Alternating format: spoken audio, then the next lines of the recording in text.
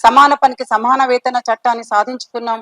బాల్య వివాహాలకు వ్యతిరేకంగా పోరాటం చేసి ఆ చట్టాన్ని, దాంతో పాటు ఆస్తి హక్కు చట్టాన్ని, లైంగిక వేధింపుల చట్టాన్ని, స్థానిక సంస్థల్లో మహిళా రిజర్వేషన్లు చట్టాన్ని, అట్లా ఆ రకంగా అనేక చట్టాలు సాధించుకోవటంలో ఇవాళ ముందుంది అఖిల భారత ప్రజాతంత్ర మహిళా సంఘం.